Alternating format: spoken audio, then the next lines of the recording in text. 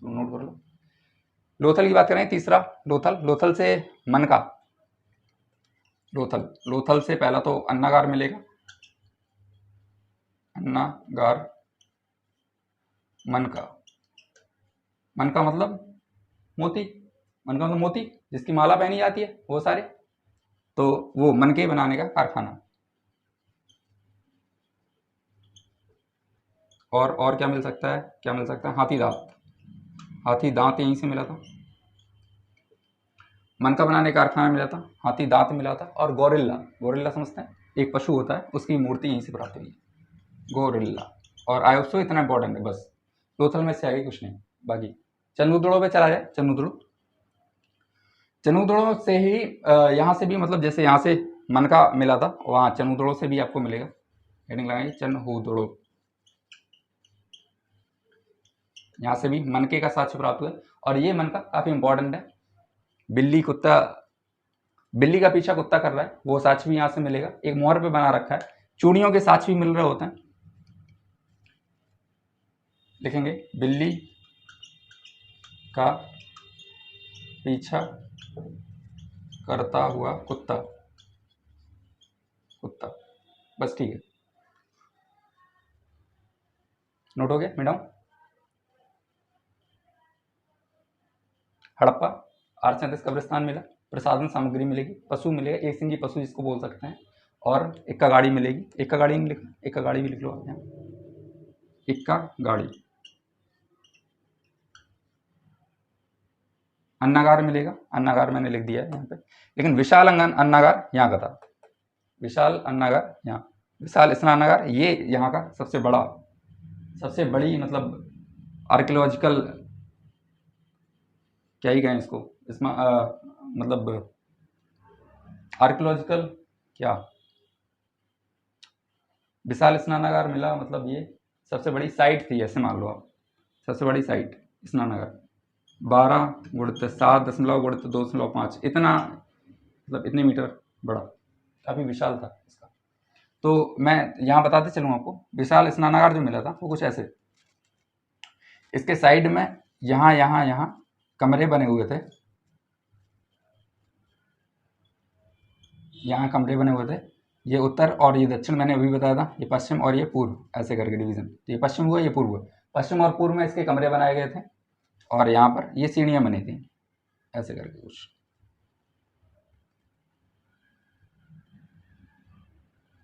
और यहाँ पर पौंड भरा हुआ था, मतलब ये सामूहिक रूप से प्रयोग किया जाता था, सभी लोग इसमें नहाने वगैरह आते थे। तो ये निचले शहर में बनाया जाता था, वैसे अभी बताऊंगा निचला और उच्च क्या था। इतना सारा नोट हो गया, हड़प्पा, मोहनजोदड़ो, लोथल, चंद्रद्रोण, इतना सारा देख लिया। धोलावीरा की ओर चलते हैं, धोलावीरा, हेडिंग लगाएंगे धोलावीरा।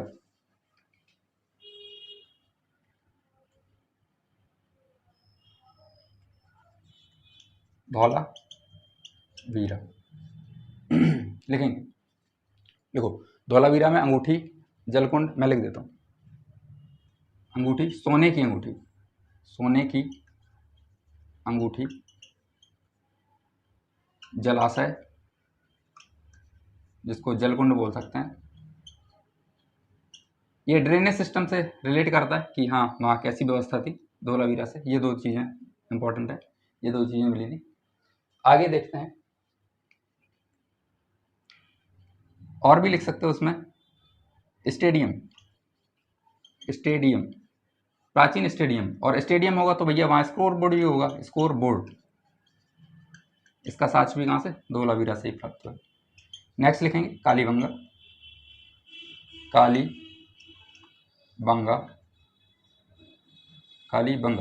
राजस्थान पड़ता है। देखो कालीबंगा से सबसे ज़्यादा इंपॉर्टेंट तो जुते हुए खेत का साक्ष्य,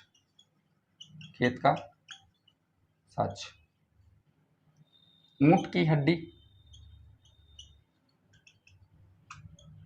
हड्डी का प्रमाण भी मिला है, जुते हुए साक्ष्य भी मिले हैं। और कालीबंगा, बंगा मतलब होता है बैंगल्स, मतलब चूड़ियाँ, और काली चूड़ियाँ मतलब चूड़ियों के साक्ष्य भी यहाँ से मिलेंगे,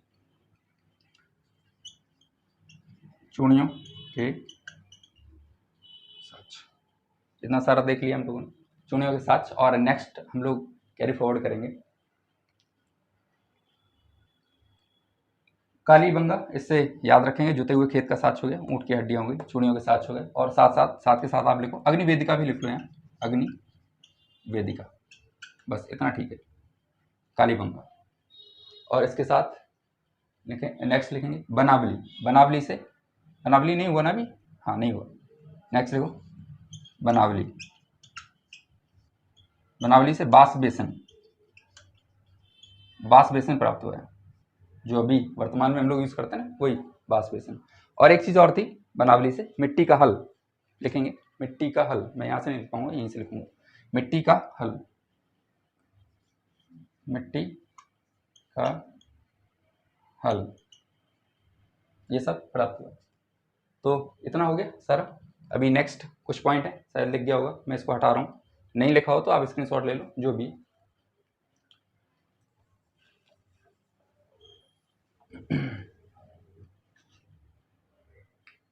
लिखेंगे। रोपड़ से कुट, मानव के साथ कुत्ते के दफनाने का साक्ष्य मिला है,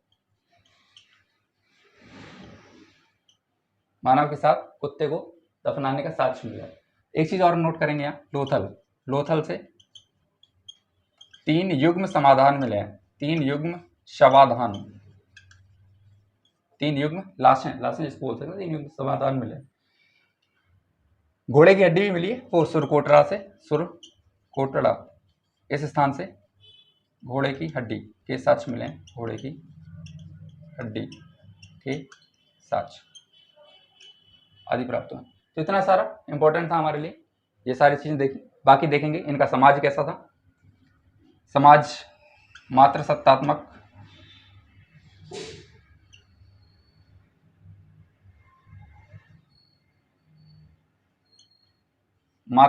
समाज था।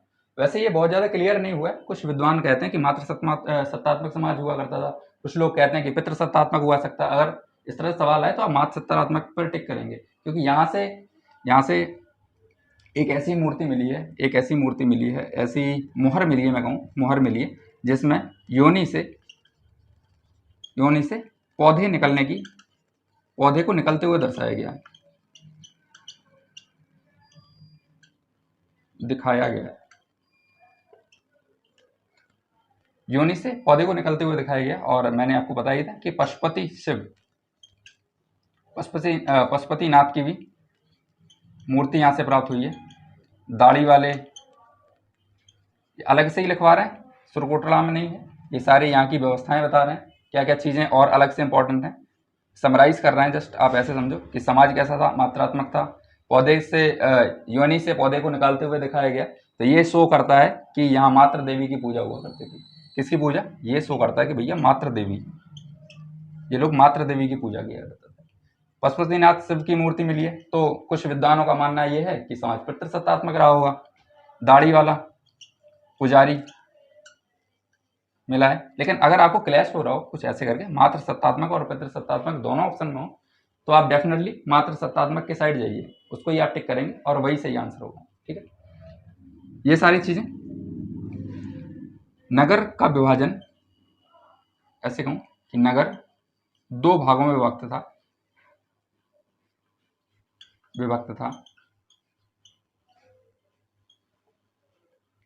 पश्चिमी भाग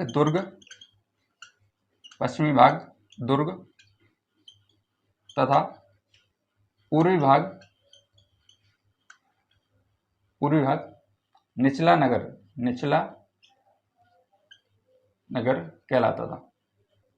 पश्चिमी भाग को दुर्ग कहते थे और पूर्वी भाग को निचला नगर। आगे चलते हैं, चीजें याद करने में दिक्कत नहीं होगी, बस बशर्ते आपको याद करते चलना है, चीजों को रिवाइज करते चलना है। बार बार रिवीजन से ही सफलता मिलती है, बाकी सफलता एक दिन की मोहताज नहीं होती। बात कर रहे थे यहाँ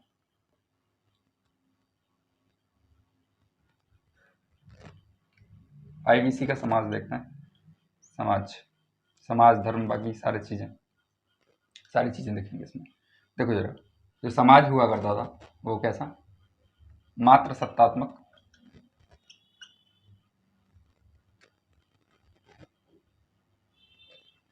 मात्र सत्तात्मक समाज हुआ करता था।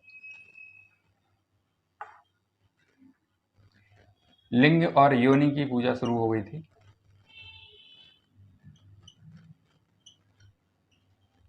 ये पूजा पूजा शुरू हो चुकी थी। पशुपतिनाथ की मूर्ति मिल रही है, मूर्ति मिल रही है। मात्र देवी, देवी की पूजा करते थे। बस इतना ठीक है। देखो जो था इनका, इनकी सभ्यता जो है अत्याधुनिक सभ्यता हुआ करती थी। इस सभ्यता की खोज से पहले तक अंग्रेज मानते थे कि मेसोपोटामिया की सभ्यता सबसे ज्यादा एडवांस सभ्यता है। क्यों? वहां क्या था? वहां पर पिरामिड्स, जो पिरामिड्स बनाए गए थे उनकी वजह से कहा जाता था कि ये बहुत ही ज़्यादा एडवांस सभ्यता है। जैसे ही हमारी आईवीसी की खोज हुई, सिंधु घाटी सभ्यता की खोज हुई, तो यहाँ पर देखने को मिलता है क्या कि पकी हुई ईंटों का प्रयोग किया गया। विश्व में पहली बार पकी हुई ईंटों का प्रयोग हमारी सिंधु घाटी सभ्यता में किया गया। और वर्गीकरण देखते हैं। देखो नगर कैसे विभाजित हुआ करता था, एक पश्चिमी भाग और एक पूर्वी भाग। और इसे थोड़ा ये उत्थित जगह पर बनाया जाता था, ऊंचा हुआ करता था, मतलब ऊंची जगह पर, और ये निचली जगह पर। इसे बोलते थे दुर्ग और इसे बोलते थे निचला नगर। यहाँ लिखता हूँ निचला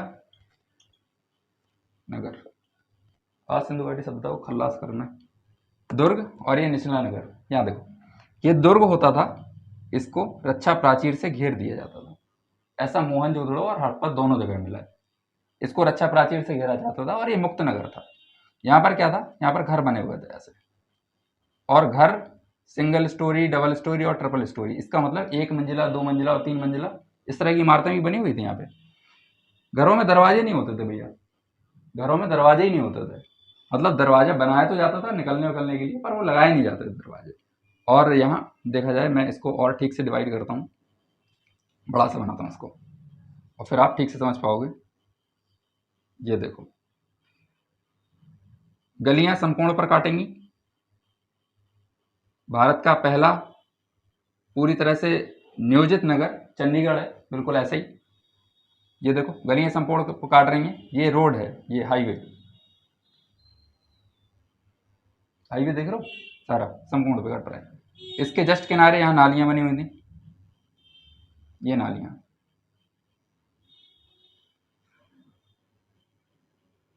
ये पानी बह रहा है इनमें गंदा, जो तुमने कर रखा है। अरे तुमने नहीं, हमने कर रखा है ये सारा। और इनको सेक्टर बोलते थे, ये सेक्टर में, ये सारे चारों सेक्टर। तो देखो इनमें ही बने अंदर घर। ये देखो एक ये बना है, एक ये तुम्हारा बना है, और इसमें 3 स्टोरी में यहाँ मैं खड़ा हूँ तीसरे वाले पे, और यहाँ पढ़ रहे हो तुम नीचे इस वाले में। ये सारे हैं घर, और यहाँ भी बन रहा है घर। ऐसे घरों में दरवाजे हुआ करते थे, लेकिन निकलने के लिए गेट नहीं लगे हुआ करते थे। तो दरवाजे क्या थे? मुख्य सड़क की ओर ना खुलकर, मतलब आमने सामने खुलते थे। समकोण पर नालियां थी, और सारे के सारे ये जितने भी बन रहे हैं, ये इनकी पतली सी नाली जाती थी और मेन नाली से मिल जाती थी। ये सारी इनकी सभ्यताएं हुआ करती थी। Single storey, double storey, triple storey, ये सारे निचला नगर में। अब तुम्हें यहाँ देखने से ऐसा लग रहा है कि भैया यहाँ गरीब और अमीर, भैया जिसके पास पैसा हो 3 मंजिला बना लेगा, गरीब हुआ 1 ही मंजिल में रह लेगा। तो गरीब और अमीर सारे साथ रह रहे हैं, ऐसा नहीं लग रहा है? यहाँ पे सारे साथ रह रहे हैं एक ही साथ। ये वाला, ये दुर्ग, ये उत्थित नगर है ऊंचा वाला। यहाँ कौन रहेंगे? यहाँ लेंगे प्रशासनिक लोग रहेंगे, यहाँ रहते थे प्रशासनिक लोग, और यहाँ पर सामान्य जनता वगैरह। तो ये कुछ ऐसे। और ऐसा उदाहरण मोहनजोदड़ो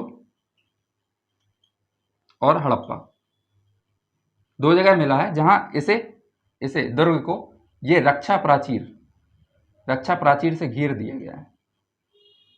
चारों तरफ ऐसे घेर रखा है, बिल्कुल सेम टू सेम। और भी नगर हैं, इसको हटा दे रहा हूं अभी। जो यहाँ की ईंटें हुआ करती हैं, ईंटें अभी बताया मैंने, पक्की ईंटों का प्रयोग। और इनका 4:2:1 इस अनुपात में ईंटों का आकार हुआ करता था। ये सारी चीज़ इंपॉर्टेंट हो जाती हैं और बाकी पढ़ने के लिए तो बहुत सारा है और हम लोग पढ़ते रहेंगे, है ना। इतने से आपका काम बन जाएगा। बाकी हाँ, ये चीज़ लिखना है, एक जगह थी कालीबंगा, ये इंपॉर्टेंट है इसलिए मैं बता दे रहा हूँ। कालीबंगा एक जगह है, वहाँ पर क्या है कि पश्चिमी और ये पूर्वी और ये पश्चिमी दोनों नगरों को, मतलब दोनों को ही रक्षा प्राचीर से घेरा हुआ था। अभी मैंने क्या बताया था, हड़प्पा में, मोहनजोदड़ो में, दोनों में से पश्चिमी भाग को, मतलब दुर्ग को किससे घेरा था, रक्षा प्राचीर से, दीवार से घेरा था। लेकिन अभी क्या है, कालीबंगा में दोनों को ही घेर रखा है। ठीक है, ये सारी चीजें। और भी बहुत सारे नगर हैं, जैसे कि मैं आपको बता दे रहा हूँ कि धौलावीरा है। धौलावीरा हाँ इंपॉर्टेंट हो जाता है थोड़ा सा, एक धौलावीरा और देख लो आप। धौलावीरा, इसमें पश्चिम और पूर्व के रूप में विभक्त नहीं थे, इसमें विभाजन पश्चिम और पूर्व के रूप में नहीं था, इसमें उत्तर और दक्षिण के रूप में था। और नीचे के 2 भाग ऐसे रक्षा प्राचीर से घिरे हुए थे। दुर्ग यहाँ हुआ करता था नीचे, और नेशनल नगर ऊपर वाला। तो कुछ इस तरह से डिवीजन था। बाकी लोथल और बनावली 2 जगहें ऐसी हैं, लोथल और बनावली, जहाँ पर लोथल और बनावली लिख दे रहा हूँ, ये साधारण नगर हुआ करते, साधारण। इसका मतलब ये पश्चिमी भाग, ये पूर्वी भाग, और ये मतलब कुछ इस तरह से साधारण नगर। ये साधारण तौर पर ऐसे लिख दे रहा हूँ, साधारण तौर पर एक ही रक्षा प्राचीर से दोनों भाग घिरे थे। दोनों भाग समझ रहे हो ना, पश्चिमी भाग और पूर्वी भाग, दोनों भाग घिरे हुए थे।